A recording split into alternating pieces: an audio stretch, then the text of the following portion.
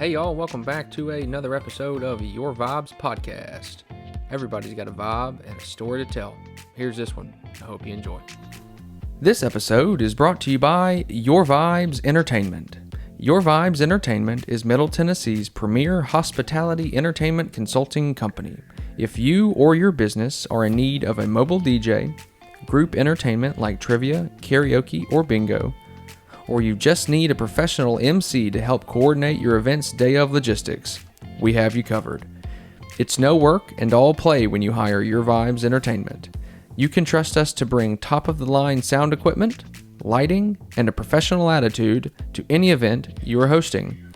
If you are interested in boosting your revenue, showcasing your company, or just want to provide high-vibe entertainment for your family, friends, employees, or clients, please contact us on Facebook or Instagram at Your Vibes Entertainment. Shoot us an email at yventertainmentservicesllc@gmail.com or reach out to the owner Michael directly at 615-330-3236. Thanks, and always remember, stay vibey, my friends. All right, 3, 2, 1, and we're off. What's up, everybody? We're back from a little bit of a break. I've got a couple episodes I'm going to drop before this. I had Anna Claire come out today on the 11th. I've got one other short one coming out before, but Mr. Wesley Otts is joining us today. How are you, buddy? Doing good, man. How are you? Good. Enjoying this weather. I'm glad it's not snowing or raining. It's finally sunny. You know, we got hit with that snow. Did y'all get any sledding in?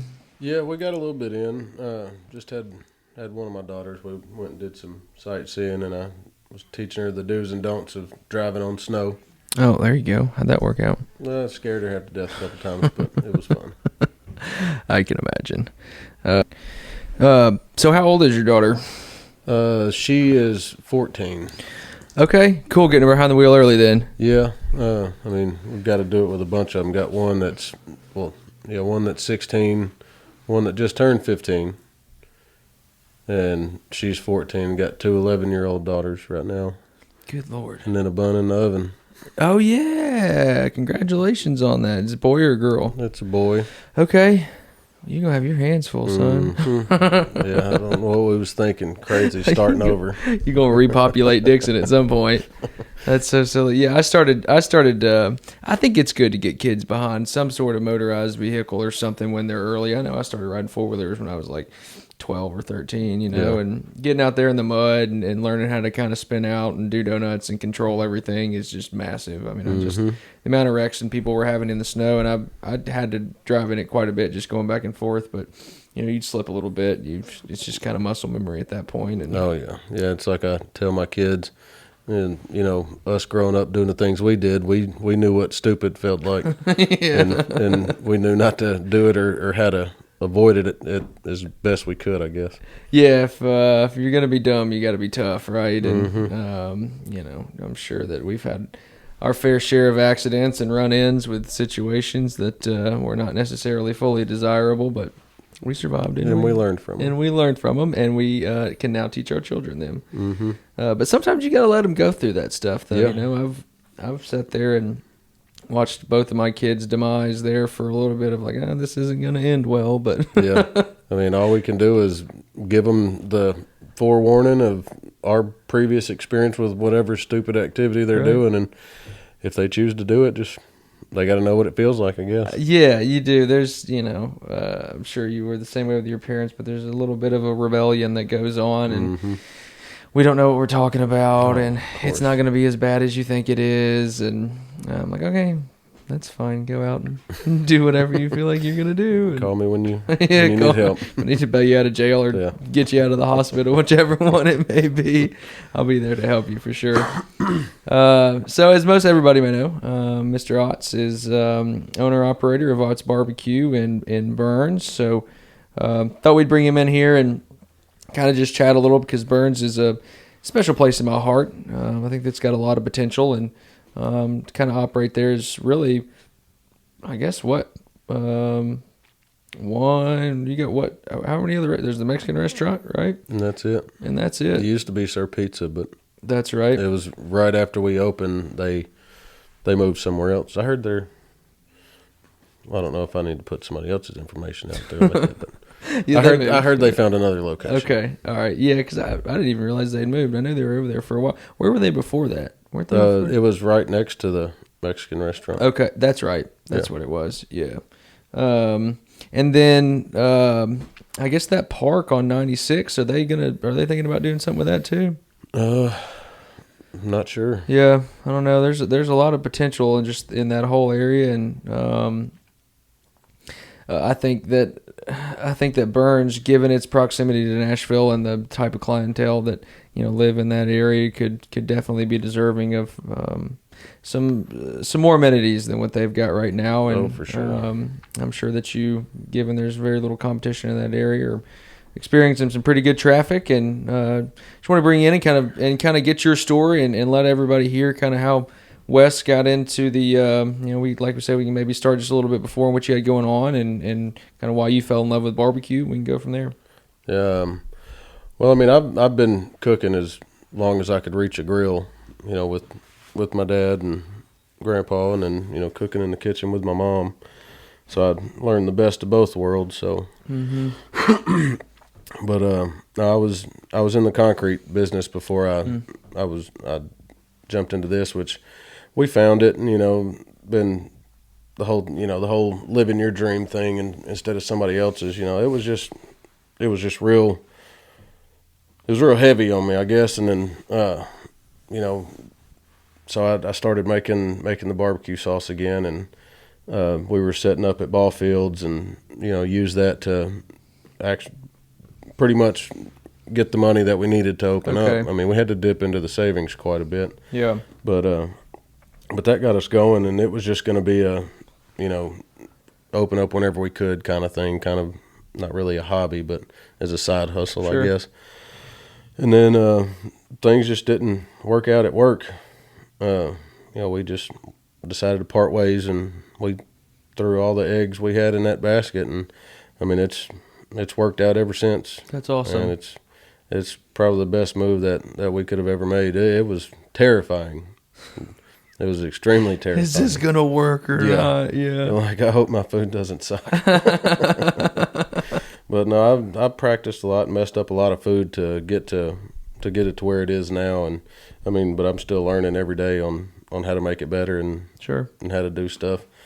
But being in that spot over there, I'm pleasantly shocked at how good the community's been to us, because we're not on the main road. We're tucked off back in that little hole at the old T-ball field, and there's no foot traffic.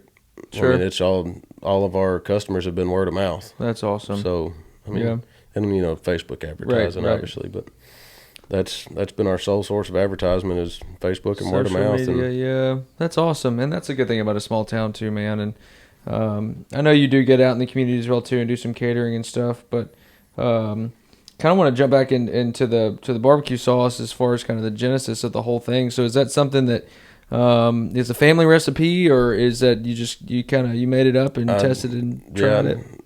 It's not a family thing. Hopefully it'll continue to be a family thing with my kids. I toyed around with a whole bunch of barbecue sauces and used my wife and kids as guinea pigs. I tried to do a peach barbecue sauce, an apple barbecue sauce.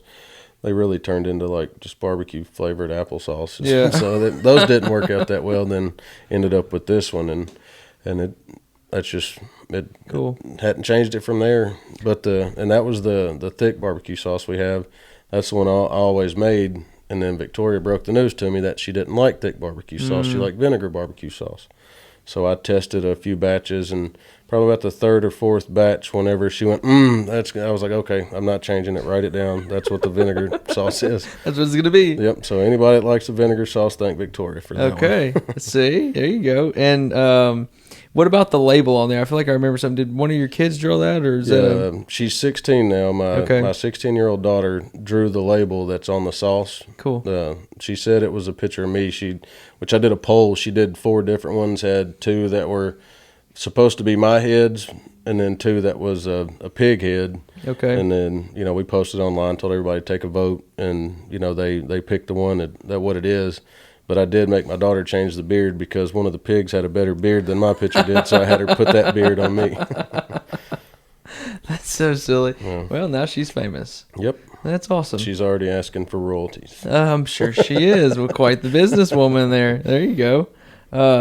So I know that there's kind of different traditional styles or different styles of how people can barbecue, and I've had a couple barbecue people on the podcast prior to, but what's something that you kind of, I guess maybe something that's a little different than what other people are doing that makes you stand out? Well, like with my brisket, I do a Texas style brisket. It's like whenever I was toying with it, I think my brisket rub had like 7 ingredients in it, and I just couldn't get it right. Then I finally I went back to the basics and salt and pepper. Yeah. That's it. Yeah. Nothing crazy, and that's the way it is now. And I practiced on a chuck roast. Okay. Instead of messing up a $100 piece of meat, I'd test it on or try all my, cooking temps, times, the amount of rub I put on it on a $20 piece of meat. That way, if I messed it up, or cooked it too long, you got shredded beef barbecue. Yeah. So. And or you can do a poor man's brisket with one of those. Cook a chuck roast just like a brisket, and then you get the same texture, same flavor as you would if you did a brisket. Really? Mm-hmm. How about that? Yeah, and I was watching. I forgot, it was something with Gordon Ramsay the other day. He had taken a trip down to Texas and was eating some Texas barbecue, and that's the same thing. As he asked what season was on there, and he was like, just salt and pepper. You get a good piece of meat, and you cook it right. You don't really want to. Put A1 on a good steak kind of thing. If you have to, it wasn't cooked right. Sure, absolutely. Yeah, you get all the flavor out of the meat, and and the cooking process on everything as well too. And so being out there in that spot, what's your? I guess did you have a starting menu and then have kind of shaped it to your clientele, or do you rotate things at all, or how does that look? We started out, just basic. We had ribs, pulled pork, and whole chickens, and then I had my sides, which I just had green beans, baked beans, potato salad, and slaw. That's how we started out. Then we got the hang of that, and then we'd add, like, I started out doing brisket one Saturday a month, and then that first Saturday I did it. Every other day we were open after that, people were asking for brisket, so it became an everyday item. Cool. And then the ribs, they stayed an everyday item, but with the price of everything going up, I had to kind of knock them back a little bit. Yeah. Because with that small place, I don't really have a stove or a way to cook anything inside, so I can't cook 20 racks of ribs and hope I sell them that day. Sure. So I moved them to just Fridays and Saturdays, and I only do a limited amount each day, just because I pride myself on cooking everything fresh. Yeah. And I don't like rewarming anything up like my kids. I thought they'd hate barbecue by now, but they don't. They'll eat it every day. Cool. If I let them. But yeah, I try the best I can to keep everything cooked fresh daily. So. Well, it seems to be working out. Yeah. I know that recently, with all the craziness going on, there's been some issues with the meat prices and meat availability and anything like that. Did that hit you pretty hard? It did, because we were running wide open every weekend, selling out every weekend, and I didn't sit down and do any of my cost analysis or look at anything for probably 3 to 4 months, and it kind of got my attention. I was like something's not adding up. Our books ain't adding up. Like, what's going on? And I dug into it, and I ran for about 3 months when the prices jacked way up in the air, and I didn't change any of my prices just because I didn't pay attention to it. I didn't look at it. I was just looking at how much, get it out. And once I seen that, I was like, oh man, I'm losing a lot of money on everything. Sure. Just with the rib prices and the price I had them at, with what I was getting them in the beginning, it was fair market price for them, everything. But the price that they went up to, like, I was doing baby backs at the time, and I know that's everybody's favorite. And I wish to God I could bring them back, but they're still kind of expensive. But per the algorithm, I would have had to essentially charge like a minimum of $38 to show a profit on one rack of ribs. Wow. And I look at it as I'm not I wouldn't do that to be like, oh, my ribs are the best in the world, blah, blah, blah. But just, anybody that has a business, you're in it to make money. Yeah. But I wouldn't feel right charging somebody $38 for a rack of ribs. Sure. So I went back to spare ribs, and because they're a little bit cheaper cut, and some people like spare ribs better. Yeah. Because you get the rib tips off of them, and you can do all kind of stuff. A lot of with flavor them. that can be had in those Oh, either yeah. way. Yeah. So are you do you have like a food vendor, or are you going to purchase your meat at Costco's or? I use Cisco Okay. for all of my meats. Cool. Paper goods. We get most of them through there, but we get a lot from Sam's Club. Paper goods here in the like the last probably 2 months, that's been a hot commodity to get your hands on. Like our 6-ounce cups that we have our sides in, Mm-hmm. we couldn't get them for 2 months. They were always out of stock everywhere. Wow. It was paper goods was hit real hard. That's so crazy. Yeah. It's just the little moving parts and pieces that people don't think about. Mm-hmm. Yeah, dealing with a lot of the downtown business owners, it was nuts. I mean, there was, you go eat lunch somewhere, you go in to talk to somebody, and they'll get in a side conversation with somebody else, another business owner down there, and sometimes they were buying cups. If somebody had an overflow, they were buying cups off other people, Mm-hmm. and somebody'd get a shipment, and they'd all kind of disperse around Yeah. there. Who's getting the cups, Yeah. and we'll spread the love on this. And I just got to thinking, it's just so funny that all these little moving parts and pieces to a business, rely on a much greater chain, and if there's a kink in that chain anywhere, everybody just is a little bit disrupted, and Yeah, it has to make some changes for sure. Yeah, it makes it tough. Like ever since we took wings off the menu, every weekend people have been asking us to bring wings back, and I could, but just the price of wings, they went from $90 a case to $176 a case, and they're slowly coming back down. But I don't know. You'd have to charge $1.75 a wing, and if I go out and buy wings, I'm like $1.75 a wing. I'm good. I'll get a burger or something. Sure. Sure. But I was thinking about for the Super Bowl, because they have come down a little bit. Thinking about making a post and seeing if I can get X amount of wings pre-sold, then I'll bring them back for Super Bowl parties. There you go. Stuff like that, because I can't. Because last year we did 1,700 wings for the Super Bowl, and my wings they're not frozen, they're not pre-battered, nothing. They're raw. I brine them, I season them, I smoke them, and then I fry them to order. Okay. Just to crisp the skin back up. Mm-hmm. And doing 1,700 wings, I mean, That's a lot. I could have sold another 300 after that with people that were coming to try to get some, and I was like, sorry, I don't have any more. Yeah. But I just couldn't buy 1,700 wings this year and hope I sell them. Sure. Just because of the price that they're at.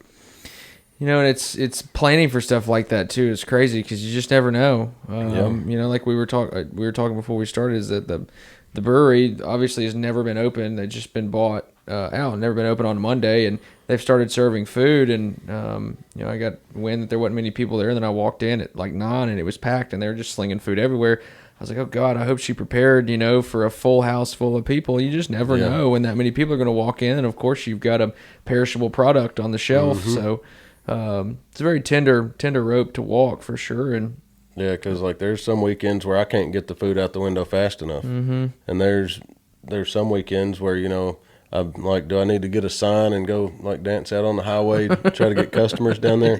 But it's just the business we're in. Like sometimes people are in the mood for barbecue, sometimes they're not. Sure.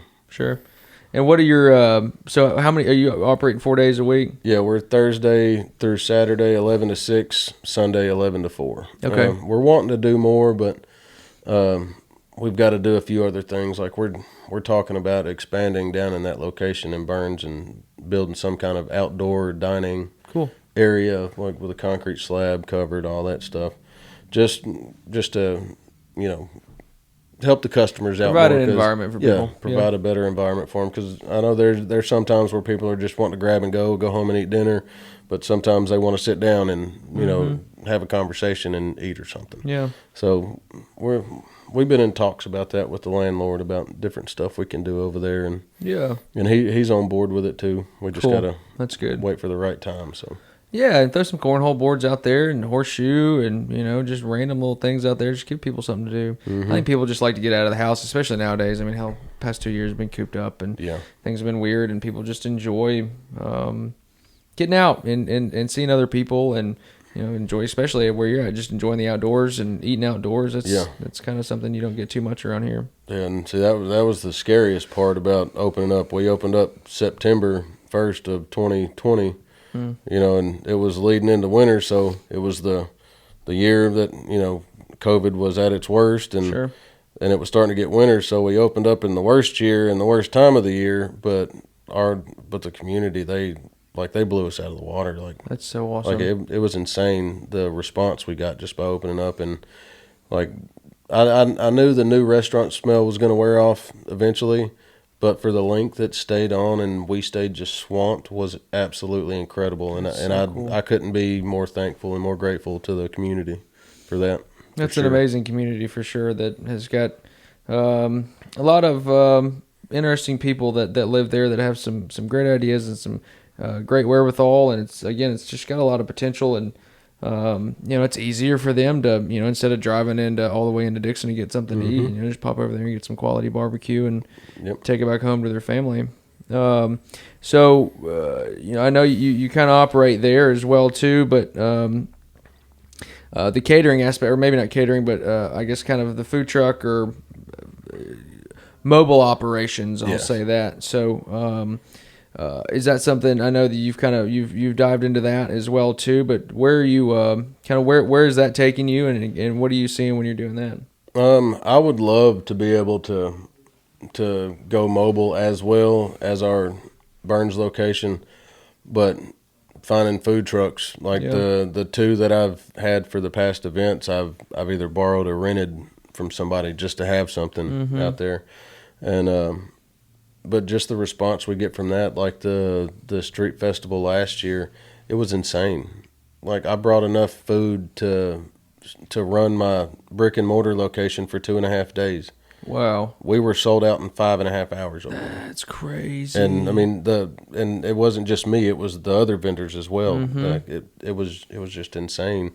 And, you get people coming in, oh, you need to move to Dickson, oh, you need to move to Charlotte, need to move to White Bluff, something, I mean, we've gotten support at every angle that we've looked at this from. There's a lot of people that have our backs, and that are on our team, pushing us to try to do better and do more, I guess. But I wouldn't mind having a smaller food truck, nothing crazy, but something to set up at street festivals. Yeah. Little pop-up events or something like that. Yeah, something that. It's obvious. It's kind of like it's like distributing your beer almost. You get it out of that one location and you take it to others, and you kind of just get that name recognition for it. And well, I know I'm going tonight is the food truck committee council meeting tonight to go over the two proposed deals for how or if and when food trucks can come into Dickson, and kind of what the regulations are around that. I think, I guess before I tell you what I think, I mean, what do you obviously operate in Burns, and what are your thoughts on food trucks being able to come into the city limits of Dickson and operate? I think it's an incredible idea. Sure. Because,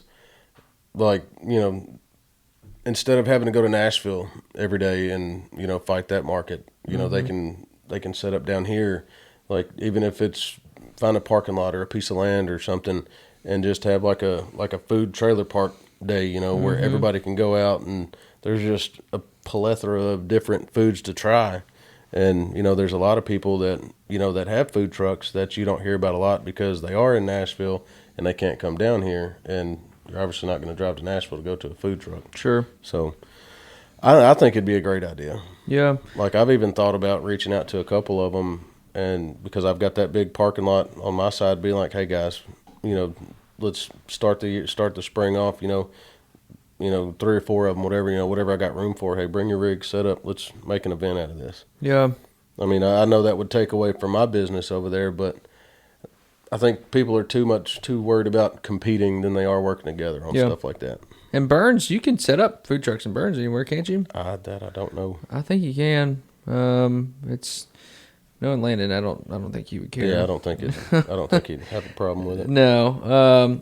No, I'm with you on that point though, and I've heard all angles of the argument as far as just kind of what would happen. You know, this what if situation, and maybe not surprisingly, but an overwhelming amount of downtown business owners, obviously specifically restaurant owners, don't really care if food trucks come into town. You know, there's this idea that, you know, it's going to take away their business. Well, you know, I don't know about that. I think, you know, adding more variety, you know, a rising tide brings up all the ships, kind of thing. Variety. You know, and then there was the argument on property taxes. Well, they just bring in a truck, they don't have to pay property taxes. Well, you know, they've solved that with a fee option. You know, one of the proposals is an annualized fee, I think of like, it's like $1,400 or $2,400, something like that. Or there's another option, I think, that's going to, hopefully this one will be the one that goes, because I know that it would almost be a deterrent for people to come in here, and it would be on a fiscal year basis too. It's not like you can come pay your fee for the year, you know, in December and expect it to go to next December. It would just be a month's worth. So if you're a food truck and you want to come into Dickson, you in essence would have to come pay your fee in January to make it worth it. And they don't know. Yeah. You know, they could lose out on $2,400 or whatever it may be if they never came to Dickson. Yeah. But I know that there's a day rate one in the other proposal that's maybe 100 or a little bit over that, which is kind of on par with Columbia and Kingston Springs and Clarksville. They all range between $100 and $175 a day or something like that. Yeah, those prices, those are definitely doable. You get into the, you know, $500,000 prices, that's going to deter a lot of people. Absolutely, yeah, and I think another one of the big thing from the city side, at least, is the policing of it. So, you know, and this is something that a lot of people don't think about. They're like, well, why don't we just say, you know, why don't we just say yes and let's do it? You know, let's just willy-nilly this whole thing and just let them do whatever they want. Well, the whole reason that we can't have food trucks anyway is that food trucks in the zoning regs is that is classified under a peddler class code.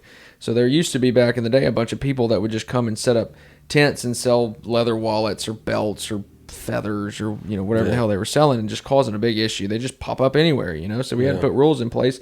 And at that point, there was really, food trucks weren't really a thing, and there really hasn't been a push, you know, and up until the past 2 or 3 years for them to be able to come into town. Yeah. So now they're having to go back and kind of rethink some of those things and do, you know, a more specified definition of what a peddler may be, and then how the food trucks can operate. Well, should you let it pass? Let's say somebody pulls into town and sets up without a permit. You know, who's in charge of laying down the law at that point? Yeah. You know, who's in charge of making sure that their their health inspection sheets are up to date, and you know, that they're doing what they need to do, and that their truck is in an operable manner to where if they set up and some bitch blows up, you know, the city doesn't want to be liable for that. Yeah. So. And as of right now, it's pretty much all fallen back into Jason Pilkington's lap, Director of Planning and Zoning for the city of Dickson, which he's got enough going on, in my opinion, to have to deal with a lot of that. And there's not really enough manpower right now for him to kind of delegate that duty. You know, then you think about, well, what about police officers? Well, they've obviously got plenty to do as well, too. And you know, they don't want to run around and check on food trucks. So, and then the parking situation downtown, there's really not a good spot except for that new city lot. That's a city lot that wouldn't really get in the way of a bunch of people. Yeah. And talking to a couple other food truck owners, they don't necessarily care about being downtown either. Yeah. You know, they'd rather be kind of maybe out on 46 if they could, or in the industrial park if they could, kind of thing. So I had somebody ask me about setting up at one of the places in the industrial park, and they said their corporate policy on that is I wouldn't be able to go, because I was like, yeah, man, I'd love to come down there and serve you guys. But the company said that I wouldn't be able to set up just for that daily lunch shift. I would have to set up for the nighttime lunch shift as well to be able to get any of it. Wow. How about that? Yeah. I never would have thought about that. I didn't. Equal opportunity, I guess. I mean, I get it. But yeah, I get it. It's just, it's like, damn, that's rocking a hard place right there. I'm already up there at, 4:30 to 6 a.m., and I don't want to have to go sit up there at midnight, and finding somebody that would go up there and sell, it'd be kind of hard. But yeah. I don't know. But and I know they talked about they had talked to the fair board as well. In my mind, if that situation were to have worked out, that would have been the best case scenario because you've got that huge parking lot, you've got accessible bathrooms. You could just have a police car sit there, they could just station someone there and they wouldn't have to be mobile patrol and drive around and find these people. And you can have people just pull in and then circle back out. But I don't necessarily think the fair board wanted a lot of that liability. Yeah. Their insurance is already high enough given everything else they've got going on. And I think staging food trucks was just something they weren't really interested in at the time being. Now it's just going to take it actually happening. I don't have a doubt in my mind that's going to happen. It's just, where do the chips fall? It's a big push, and I've talked to the mayor about it, and he says, what benefit is it going to bring to Dickson? Well, you're going to provide your citizens with what now Dickson has is really a lot of lacking food options. Yeah. For a county as a whole that's not a chain restaurant or fast food or something like that. And given obviously there's 7 days in the week that, it doesn't take too many months to really hit every single place. Yeah. And a lot of the menus don't necessarily change or rotate. Some of them do. So you kind of get your fill within a year or so, and then you kind of just keep hitting the same spots. But to throw that variety in and a lot of these food trucks have big social media followings too. So, you let them come up here and set up and there's, they've got 50,000 followers on Twitter and Instagram and Facebook or whatever it may be. And they're like, hey, we're in Dickson. I mean, if I was a big food truck follower, and I was, in school or had the day off or something, and sure, let's just take a road trip to Dickson, see what it's all about. Let's go get some Maine's cousin lobster or whatever it may be. And, and enjoy the day up there. So I mean, you're potentially, you've got some major marketing opportunities with the food truck stuff as well too. You're bringing them into seeing what else is available in Dickson. These all these mom and pop shops up and down Main Street. And, tucked off in little holes. That stuff that they'd never see if that food truck that they've eaten at 1,000 times in every other city they've been in comes to Dickson. So. And hopefully move them out here, and, I don't know really what kind of the, I guess, median age is of people that eat at food trucks, but, I would imagine it's anywhere between, that 20 and 35, 40, 45-year-old kind of age range there. And to kind of get those people, just, again, it's, in my line of business, in anybody's line of business in sales, really is attention.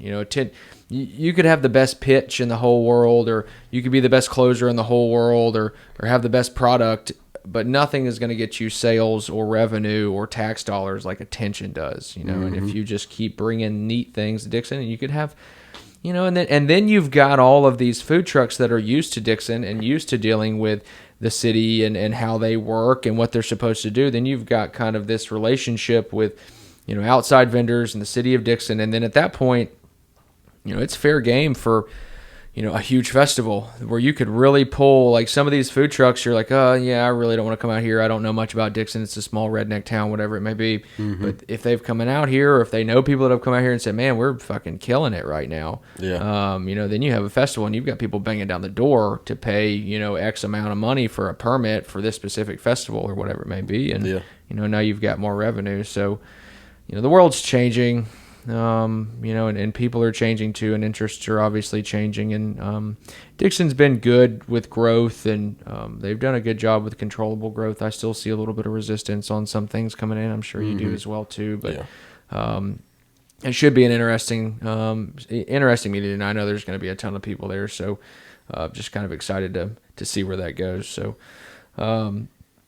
So kind of on that point, I guess, I know you kind of talked about expanding on your spot and potentially getting into the mobile operations, but, perfect world for Wes. 5-10 years down the road, kind of obviously it's impossible to predict what's going to happen. Nobody could have seen what's happened coming, but if you're sitting there with you and your wife Victoria and your kids, where would you like Otts to be at that point? Well, I've actually got my 10-year plan written down and drawn out. Cool. It's on my desk. It actually started with a dream. You have a dream, and you may remember bits and pieces of it. But I had a dream one day about a restaurant, and I remembered every single detail about that restaurant for like 3 days. Wow. And I was at work. I told my employees, I was like, "Hey guys, I got to check out for a few minutes. Like y'all take this, just serve the food, whatever." I went and sat in my truck, and I were out by the smokers, and I sat down with pieces of paper, and I drew this restaurant at every single detail. I drew out the wall samples that I seen in it, the floor samples. I drew out everything, and it's sitting on my desk of what my restaurant will look like one day. That's awesome. And in 10 years, I've got it written down in the notebook that's underneath that I will have a dine-in restaurant that will look like what's on that paper. I'll be teaching barbecue schools. Cool. Having, guest chefs, guest pit masters coming in and, teaching classes and stuff like that. But that's where I see me. And I said that last year, so 9 years. Cool. Isn't that awesome? Yeah. Dreams are crazy. I've done a deep dive on kind of where dreams come from and are they, precognitive type things for events to come, and it's kind of up to the receiver of the dream to realize it or not, kind of deal, and to take it and put it on paper and, have it as an actuality. You've gotten it out of your head and on paper, and I still remember every single detail about it. That's awesome. The only thing I didn't put in there is I remember standing in the middle looking over, there was a DJ booth in the wall. That won't be, I don't know why that was up there, but that won't be in the restaurant. That could be your classroom or something. Yeah. And I think you're on point too with the teaching. I'm the same exact way too. Like this podcast or the entertainment stuff we got going on, or just kind of business in general. I don't. When I wake up in the morning, it's not like how much can I get. How much can I take in today. It's how much can I give. And then obviously the return on that is an equal and opposite proportions. So when I sit down, same thing. I hadn't had a dream about it necessarily, but it's just this reoccurring idea that there will come a point where people are going to start. I'm sure it will come for you as well too. Like, hey, can you teach me this? Yeah. It's or you can kind of start out like, hey, I'm hosting a class and here's what we're going to talk about. But yeah, that's the definite end goal for I think a lot of business owners as well too, is they get it to the point where the business can kind of run itself, and then they get it and they go out and they teach others, maybe not necessarily specifically barbecue or just cooking in general. And I think bringing in those guest barbecue pit masters and everything else too is a fantastic idea, because it just adds diversity to the entire situation. Yeah, and like when I say teaching, I'm not. A lot of people misconstrue that. I'm not saying I want to be teaching barbecue or I'm going to be teaching barbecue schools is because I think I'm the best and there's nobody else that can beat me, because obviously there is. Sure. Like it would just be me teaching the way I do it, and the way I've learned is. I've taken a lot of different people's perspective on it. I've watched a lot of people's videos, like Matt Pittman down in Texas, the Barbecue Pit Boys, Heath Riles, and Myron Mix, and a bunch of those. I've looked at a bunch of their stuff and how they do it, and I don't do anything exactly the way they do it. I've tweaked it to make it my own. I mean, and that's what I want to do. Like if I teach you how to cook a brisket or how to smoke a brisket, and you're like, okay, well, that's good. That works. It tastes great. But what if I did this and try to make it taste something else, Like that's what I want to do. Yeah. Every artist steals from another artist. I mean, you have to. You just got to, and piece and just collage the whole thing. I mean, you're exactly right. It's that you show them kind of what the basics, right? And then, it's your hope that they take that out and they put their twist on it and they bring it back to you like, hey, what do you think about this? This is crazy. And you can kind of learn from each other at that point. Yeah, exactly. And everybody benefits. And then, another aspect to that same thing would be, this is kind of I'm sure it may be with you as well, is is being able to invest in someone's dream that way as well too. You know, I do have a little bit of real estate. It's not necessarily my passion. It's obviously nice little mailbox money, but being able to have someone approach me and say, hey, I've got this idea, and I really think it'll work, and it's a huge passion of mine, and to be able to kind of maybe not necessarily bring them under my wing. Again, I'm not the best of the best, obviously, but just to have somebody have a dream and have that kind of gap of maybe some capital or some know-how or whatever it may be, and just say, hey, you know, let's take this and run with it, and, you know, help that person out, you know, along the way. And it may just take that, you know, that one person coming up to you, hey, I've got this idea. What do you think about this? It may take you saying, well, that's a fantastic idea. That may unlock everything that they've been holding back, and then bam, they're this huge success, you know? Yeah, and then everybody helps each other out. That's just what you were saying is, you know, people think way too much about competition these days, you know, and there's a time for it. There's barbecue competitions all over the place. There's time for competition. Absolutely, yeah. But daily operations, I mean, you got to be willing to help other people. You have to. You have to, because it's going to come back to bite you in the ass at some point, and you never really want to burn a bridge either, because you never know what's going to happen. Mm-hmm. You know, it could come to a point to where that person has a terrible incident in their family, and they need a job and know how to do barbecue, and so you all have had a good relationship, you know, whatever it may be. And same thing that happens downtown. I mean, I know that for a while, and maybe still, Justin was smoking back alley amber beer grains.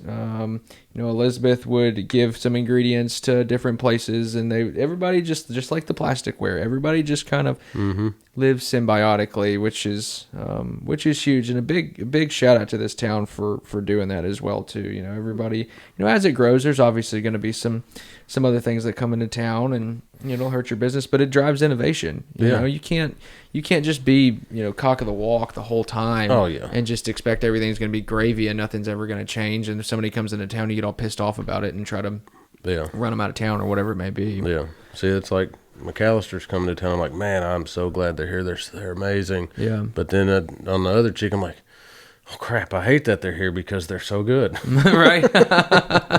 It is a good spot. I've been down there once. It is on the other side of town though. Yeah. You know, and a lot of people don't. 46 right now is getting crazy. I mean, there's just so many people that live here. There's it's like a 40-60 split really of people that leave Dickson to go work, but people from outside of Dickson come to work here. So, and obviously that being a main thoroughfare, it's gotten absolutely crazy. But I am glad that they're here. I did used to eat a lot there in Knoxville when I had a place on the Strip, but definitely a good addition to Dickson for sure. Absolutely. For sure. So I guess just to get a little personal on it, so you're open, you know, 4 days a week right now, looking to open a little bit more, but you know, kind of in your what leisure time you may have, what does Mr. Otts like to get into? You know, what are you hobbies? You know, what do you enjoy hanging out with the family? You know, whenever the weather's nice, I like to go out and pretend like I know how to play golf. Cool. You know, we go out there and have a little fun. A couple of us get together, and that's about it. And you know, Tuesdays I go up there, put my order up. If I got to make sauce, I start making it then. And Wednesdays I start cooking. Mondays I try my best to not have to go up there. You know, I may be doing business stuff at home. You know, whether it be going over books or, you know, looking at sales or something like that. You know, but I try not to overdo my stuff with sales, because I've read a few or listened to a few things about that. About checking stuff daily, you'll end up driving yourself insane. You know, you need to break it down quarterly or you know, monthly or something like that to not drive yourself insane. But yeah, just playing golf, hanging out with the kids when I can, because my days off, they're at school, and then by the time they get home, it's, you know, homework, chores, dinner, bed, you know. You get plenty of them to deal with, too. Oh, yeah. Which they're all self-sufficient now, until this. Well, they're supposed to be self-sufficient. That's what they think they are, at least. Yeah. So kind of just this balance between, you know, your work-life kind of balance of sorts. You know, ever since you've started, I guess maybe for those that, you know, always like, you know, somebody that's, you know, a couple years into their business and can still kind of remember the starts and the ins and outs and the good things and the bad. maybe any kind of suggestions that you may have, or things that you've gone through as far as maybe a low that you kind of overcame, or something that happened unexpectedly that benefited the business. I know it's hard, but with whenever you start any kind of business, you're going to be married to it for a little while. Mm-hmm. But you've got to find that balance with your family. Whether it be leaving everything to the side and hanging out with them while they're awake. Spend 5-10 minutes with your kids, with your wife, whatever. And after everybody goes to bed, sit down and do your business stuff, or something. But not trying to get too big too fast.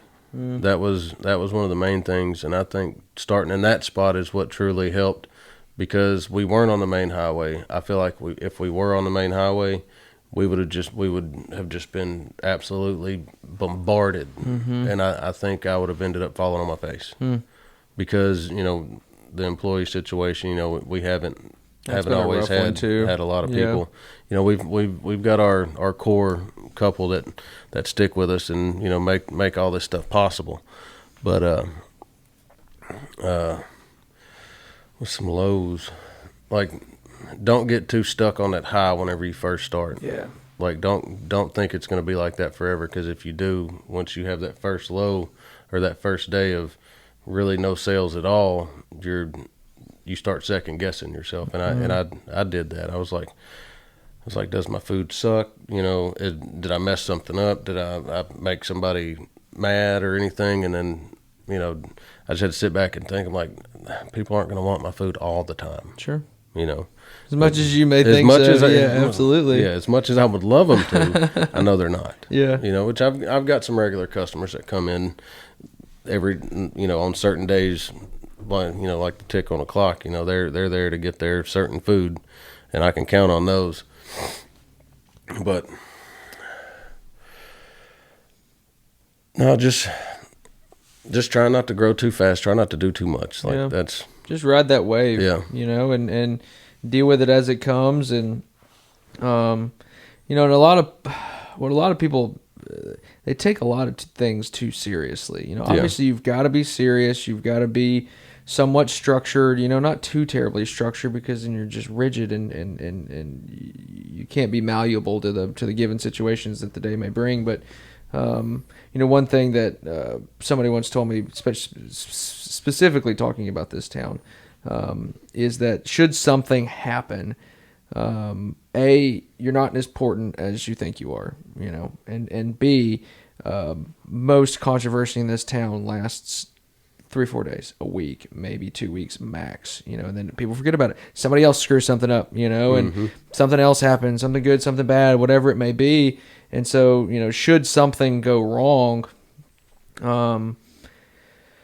it is a small town, but these little niche group of people, they may tell their friends, and they may take their advice or they may not, but you've still got 56,000 other people, that are in your potential pool of clientele, and I've been running trivia at Furnace now for, almost 70 weeks, and I've definitely had my ups and downs and people not show up. And I had the same thing happen. Like, we were going from 50, 60, 70 people showing up every single Thursday to like 20, and it wasn't necessarily even December. And, I steadily kind of increased what I was doing and tweaked that craft and added lights and just anything I could to make it a show.